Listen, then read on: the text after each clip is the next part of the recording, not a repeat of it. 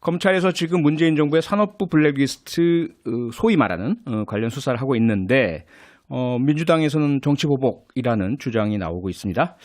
문재인 정부 청와대 출신 의원들은 직접 비판 입장문도 냈고요. 고민정 의원도 함께 하셨죠? 네. 예, 입장 좀 말씀해 주시죠. 왜 3년 전 국민의힘의 고발로 출발한 이 사건이 윤석열 정부가 들어선 지금에서야 느닷없이 대대적인 수사를 벌이는가. 아하. 시기에 대한 의문이 들고요. 네. 그리고 박상혁 의원 같은 경우는 참고인 신분이죠. 네. 그래서 이미 검찰하고도 일정을 협의 중이었던 것으로 본인이 밝히기도 했습니다. 예. 그럼에도 불구하고 검찰이 언론에 흘린 것이죠. 아하. 즉 그 전형적인 언론 플레이를 하고 있는 건데요. 네. 늘상 보면 방향을 정하고 언론에 흘려서 망신을 주고 네. 그래서 구속이 되면 좋고 그렇게 해서 구속이 안 돼도 이미 만신창이가 됐으니까 이러한 그 일련의 구태스러운 이 검찰 수사에 대해서 몰아주기 수사, 몰아가기식 수사가 네. 지금도 이제 보여지고 있는 것인데요. 결과가 어떻게 될지는 물론 이제 수사 진행 과정을 지켜봐야 되겠지만 네. 그런 의도가 있는 것은 아니기를 좀 바랄 뿐입니다. 네. 허은하 의원님, 지금 두 가지 지적하셨어요. 고민정 의원께서 시기 3년이나 지났는데 두 번째는 언론 플레이. 이건 정치 보복의 전형적인 패턴이다. 어떻게 보십니까? 네, 민주당 공당으로서 무엇이 무섭고 또 두렵고 떳떳하지 못해서 자꾸 그 정치보복이라는 프레임을 씌우는 것인지 좀 저는 의문이고요. 네. 아까 시기 말씀하셨는데 왜 3년 전이라고 말씀하셨는데 그 3년 전이 문재인 정부에서 의도적으로 차일피일 미뤄왔던 수사를 지금 진행하는 것이 무엇이 문제가 되는 것인지 그때 못했으니까 지금 하는 겁니다. 네. 그리고 사직을 강요하는데 역할을 했던 분들은 당연히 수사 대상이 좀 돼야 되는 것이고요. 또 증거가 있으면 당연히 처벌받아야 되는 것이 기본 원칙이죠. 네. 그게 상식입니다. 그래서 윤석열 대통령 취임이 이제 한 달 정도밖에 되지 않았기 때문에 그 앞전에 일어난 모든 범죄는 보복 수사라고 말할 민주당이 기계가 좀 놀랍다라는 생각이 들고 무자비한 전 정권에 관련해서 보복 수사는 그 문재인 정권에서 5년 내내 해놓고 또 검찰이 법과 원칙에 따라서 정상적으로 하는 수사는 보복 수사라는 프레임을 씌우는 그 민주당의 그 모렴치한 정치에 국민들은 이제 좀 필요할 것 같다라는 생각이 좀 듭니다. 고민정 의원님, 보복 수사는 오히려 문재인 정권에서 했고 지금은 정상적인 수사다. 어떻게 생각하십니까? 이제 최근에도 그렇고 선거를 한창 할 때도 그랬고요. 국민의힘에서는 늘상 문재인 정부, 문재인 대통령이 없었으면 어떻게 살았을까 하는 생각이 들 정도로 네. 그 문재인 대통령의 그림자에서 벗어나지를 못하고 있습니다. 이제는 좀 넘어서야 되시는 거 아닌가 하는 생각이 들고요. 이번 사건에 대해서 정치보복인지 아닌지에 대해서는 국민들이 더 잘 아시겠죠. 말씀하신 것처럼. 그래서 거기에 대한 국민들의 판단은 저희도 그렇고 허은하 의원님도 그렇고 우리가 같이 지켜보고 또 판단을 기다려볼 입장이 돼야 될 것 같습니다. 네. 허은하 의원님, 지금 민주당에서는 그냥 비판만 하는 것이 아니고요. 정치 보복 수사에 대한 대응 기구를 만들겠다라는 그런 그 조직적인 그 대응까지 언급하고 있습니다. 이 부분은 어떻게 보십니까? 필요하다고 생각하시면 만드는 건 자유입니다. 자유롭게 하시면 될 것 같은데 여러 번 말씀드렸지만 할 일을 제대로 하는 검찰이 두려워할 사람은 범죄자다. 근데 이게 민주당이 당 차원에서 조직적 대응까지 대응할 만큼 두려운 사람이 많은 것은 아닌가라는 의심들을 받을 수 있을 것 같고 네. 또 정치보복 수사에 대응기구 만드는 것이 시급한 게 아니라 사실은 민생경제부터 챙기는 것이 그 대응기구를 만드는 것보다 더 시급하지 않을까 하는 생각이 들거든요. 네. 지금 물가 폭등이라던가 주가 지금 오늘 난리 났습니다. 그리고 물류 대란 나 있고요. 좀 우크라이나 전쟁하고 북한에 계속되는 도발 때문에 지금 식량이나 원자재 값 같은 게 상승을 하면서 민생경제 어렵다고 국민들이 지금 힘들어 하시지 않습니까? 네. 그래서 저희 지금 원구성도 해야 되고 여러 가지 할 것들이 많은데 이러한 특단의 대책 마련에 우리가 함께 협치해야 되는 것이 아닌가 하는 생각이 듭니다. 고민정 의원님. 할 일을 검찰이 제대로 하고 있는 것이다라고 얘기하셨는데 저는 오히려 이 말을 윤석열 대통령에게 좀 드리고 싶고요. 과연 대통령은 처음 하는 것이다라는 이런 말도 안 되는 이야기를 해서 온 국민을 놀라게 하셨는데 대통령으로서 국정 운영을 어떻게 해야 되는지 더 이상 저희가 가르쳐 드릴 수는 없고 할 일을 제대로 해나가셨으면 좋겠고요. 그리고 민주당은 지금 현재 민생우선 실천단이라는 게 이미 운영이 되고 있습니다. 아무리 야당이지만 야당의 관심도 관심도 좀 가져주시고요. 민생 우선 실천단이요. 맞습니다. 네. 화물연대 파업 같은 경우도 사실은 유가 때문에 네네. 생겨난 문제이거든요. 예. 여기에 대해서는 저희 민주당이 먼저 이제 화물연대들을 만나서 그들의 의견과 또 방향들을 같이 논의를 했고요. 네. 다행히 정부에서는 이제 타결을 위해서 같이 협의를 했습니다. 그래서 파업도 정리가 됐지요. 그러나 바로 그 다음 날인지 그날 오후인지 모르겠지만 국토부 차관께서 그랬죠. 그 일몰제 폐지에 대해서 약간 뒤로 물러서는 듯한 발언을 해서 또다시 화물연대에 있는 노동자들을 굉장히 당혹스럽게 했습니다. 그리고 물가에 대해서도 저희가 현장 방문은 이미 했고요. 지금 물가와 관련해서는 지역아동센터라든지 이 사회적 복지, 사각복지 그 복지 사각지대에 예. 있는 어린이들이나 노인들이 음식을 먹는 데 있어서 굉장히 어려움을 겪고 있습니다. 그래서 현장 간담회를 통해서 그에 대한 문제점을 저희가 이미 만나왔는데 과연 지금 여당에서는 이렇게 국민들을 직접 만나기는 하셨는지 궁금하네요. 하셨습니까? 민주당은 민생 우선 아까 뭐라고 그러셨죠? 우선 실천단. 실천단. 네, 이렇게 해서 열심히 하고 있는데 여당은 뭐 하십니까? 라는 질문입니다. 우선은 민주당이 그렇게 하시고 계신 건 아주 잘하고 계시는 거다라는 네. 말씀 드리고 싶고 예. 저희는 뭐 2년 내내 제가 왔을 때부터 해왔던 부분이고 그 약자와의 동행이라던가 민생에 대한 얘기 또 오늘도 저희가 발표한 게 있죠. 기조부랑 같이. 네. 그래서 저희는 민생을 계속 챙기고 있었으니까 그 또한 또 같이 살펴보시면 될 것 같고 네. 그 아까 정치보복 수사대응 기구를 만든다고 해서 예. 그러면 둘이 여야가 함께 빨리 손을 맞잡고 민생 경제부터 챙기는 것이 좋겠다라는 말씀을 드린 겁니다. 네. 네. 그것부터 잘 되면 좋겠네요. 네네. 우선 민생은 어쨌든 여야 없이 잘 챙겨주셨으면 감사할 것 같고요.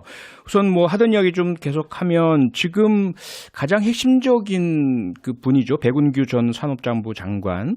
검찰에서 구속영장을 청구했지만 법원은 기각했습니다. 기각 사유가 범죄 혐의 소명은 이루어졌지만 일부 혐의는 다툼의 여지가 있다. 뭐 이게 이제 핵심 사안으로 보이는데 고민정 의원님 어떻게 보십니까?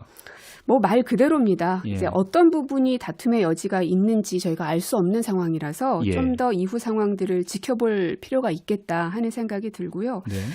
오히려 지금 이제 한상혁 방통위원장이나 혹은 전현희 권익위원장에 대해서는 정부 여당에서 대놓고 언론을 통해서 사퇴 압박을 계속하고 있습니다. 그러니까 이런 건 괜찮은 건가?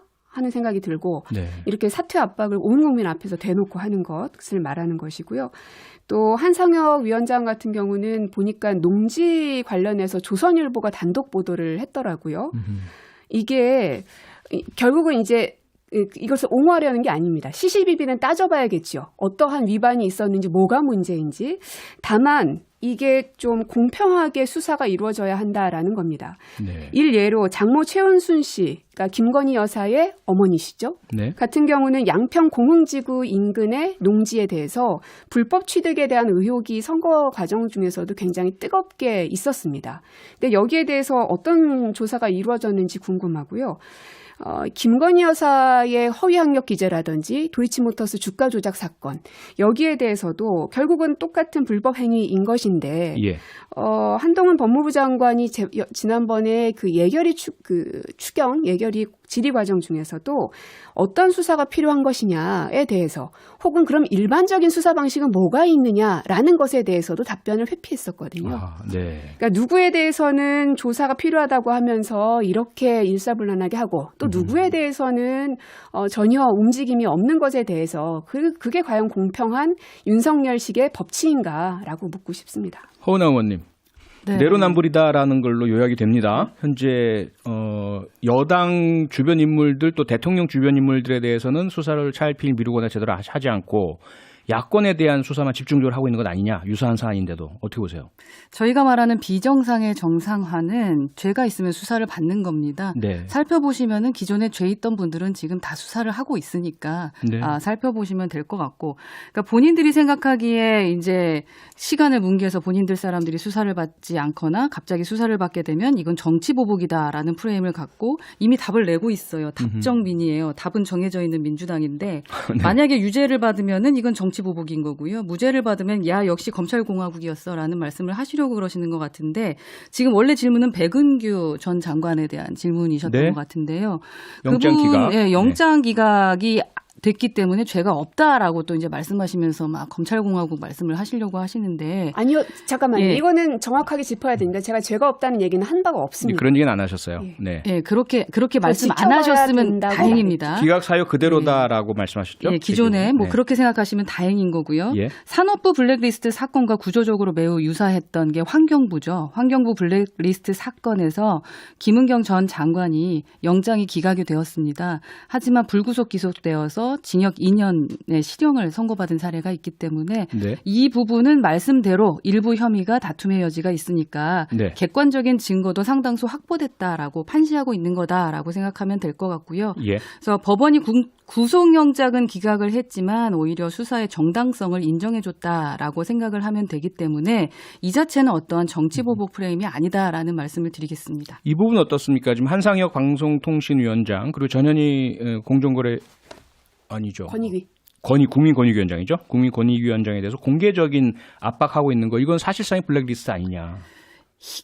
이게 그 이원욱 그 민주당 의원님의 수박 논쟁하고 비슷한 것 같아요. 네. 없는 걸 뭐 갑자기 계속 만들어내려고 하다 보니까 좀 힘드실 것 같다라는 생각이 드는데 예. 방통위원장이라던가 권익위원장은 장관급 공무원이지만 국무위원은 아닙니다. 국무위원은. 네. 그래서 그동안은 관례적으로 국무회의에 참석을 했었던 부분이거든요. 또 관례적으로 대통령이 바뀌면 대부분 장관들은 그만두게 되어 있습니다. 그래서 그런 부분의 차원에서 이제 말씀을 드리는 거고요. 문정부에서 임명된 장관급 인사고 또 국무위원도 아니고 또 나가라고 사직서를 강요하지 않았고 블랙리스트 뭐 이런 걸 인사 개입이라고 하는 건가라는 좀 생각이 좀 들어서요. 그 부분은 좀 한번 고민을 해봤으면 좋겠다라는 생각이 듭니다. 네. 예. 고민정 의원님. 참, 이 권익위에 대해서 그렇게밖에 생각하시지 못하는 건가? 라는 생각이 듭니다. 만약에 이제 권익위원장 자리에 전직 국회의원, 민주당 전 국회의원 출신이 아니었더라면 과연 윤석열 대통령이 그렇게까지 했을까라는 의심이 드는 겁니다. 그러니까 지금까지 국무회의에 늘상 참석했던 사람들인데 왜 이유 없이 통보하지 않았을까에 대해서는 당연히 의문이 들 수 있는 거 아니겠습니까? 왜 그러한 관례들을 없앴는지 이부속실을 폐지한 것도 마찬가지인 것이고요. 민정수석실을 폐지한 것도 마찬가지입니다. 저희 야당으로서는 그 이유에 대해서 묻는 것이 당연지사인 것이고 네. 그래서 한상혁, 전현희 이 두 분 위원장에 대해서는 결국은 자신들과 입맛이 맞지 않으니 임기가 보장되어 있는 그리고 어떤 그 독립성이 보장받아야 될 위치에 있는 곳임에도 불구하고 입맛에 맞게 사람들을 다 바꿔내겠다는 것이죠. 사퇴 압박이 없었다라고 지금 허은하 의원님 말씀하셨는데요.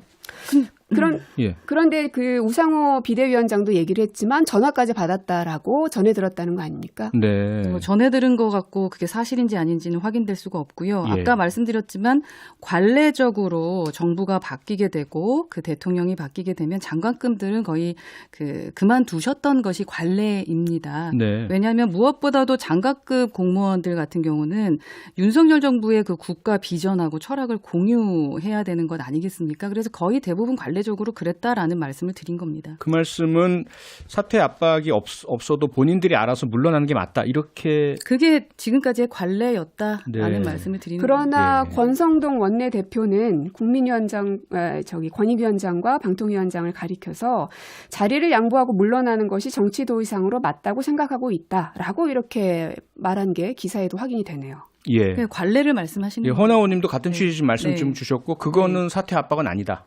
알아서 물러나야 하는 알아서 것이 서로 알겠습니다. 예쁘게 해석의 여지가 있는 것 같고요. 오늘 이제 한동훈 장관은 이렇게 얘기했습니다. 중대 범죄에 대한 수사를 정치 보복이라고 부르는 건 국민들께서 전혀 동의하지 않을 거다. 고민정 의원님 어떻게 보십니까? 앞서서도 말씀드렸지만 한동훈 장관은 김건희 여사 주가 조작 문제에 대해서도 예. 어떤 수사 방식이 있냐는 아주 일반적인 질문에 대해서조차도 특정 사건에 대해서 법무부 장관으로서 대답하는 것은 적절치 않다라고 얘기를 한 바가 있었습니다. 네. 그러나 이 사건에 대해서는 중대범죄라고 단정짓는 그런 발언을 했거든요. 어찌 보면 수사 가이드를 제공한 것이라고 또 의심을 받을 수밖에 없는 부분이죠. 네. 왜냐하면 법무부 장관이기 때문입니다. 법을 다루는 곳이기 때문에. 네. 그리고 검찰은 법무부 장관의 어쨌든 어쨌든 외청으로 있는 곳이니까요. 근데 과연 그러면은 한 장관이 이걸 모르고 이런 말을 했을까? 전 모르지 않았을 거라고 생각하고요. 네. 저는 이거는 그 굉장한 자신감의 발로라고 보고요. 결국 법은 내가 다룬다. 그리고 모든 권력과 힘은 나에게 집중되어 있다라는 게 무의식 중에 배어나온 말이라는 생각이 듭니다. 그래서 네. 오히려 한 장관 같은 경우는 현재 MBC PD수첩 보도를 보니까 딸이 그 봉사활동에 대한 사인을 한 걸 보니까 언론사에서는 6월 9일 날 해당 기관에 가서 방문해서 그 기록 일지를 확인을 해봤더니 6월 9일에 갔는데 6월 14일, 21일, 28일, 7월 26일 즉 아직 발생하지 않은 일에 대해서도 이미 따님의 사인이 있더라고요. 그러면 거기에 대해서는 허위 기재가 성립이 되는 건데요. 본인 스스로가요? 그렇죠. 예. 여기에 대해서도 어떻게 수사하는지를 좀 지켜보겠습니다. 허 의원님 마지막 말씀 주셔야 될 것 같습니다. 내로남불이다. 그리고 본인도 문제가 있다. 수사 가이드라인 주고 있다. 네, 뭐 이재명 지사 얘기를 민주당 의원에 대한 얘기를 안 할 수가 없을 것 같은데 네. 뭐 검찰의 정치 보복, 사법 살인을 중단하라라고 주장을 했습니다. 이 예. 또한 진짜 모르고 말했을까라고 여쭤보겠습니다. 그 부분 백현동 그 특혜 의혹에 대한 압수수색은요 검찰이 아니라 경기 남부 경찰청에서 진행한 겁니다. 네. 왜 법사위에서 민주당 의원들이 이모 씨라던가 한국 3M 같은 실수를 했는지 그 이재명 의원만 봐도 좀 알 수 있을 것 같은데요. 그 전 정권에서부터 진행됐고 이재명 의원이 피의자로 적시된 이미 작년의 얘기를 가지고 아직까지 이렇게 얘기하고 있고 네. 또 한동훈 장관에 대한 얘기도 늘 답정민입니다. 알겠습니다. 답은 정해져 있는 민주당 답답합니다. 네, 오늘은 여기까지 하겠습니다.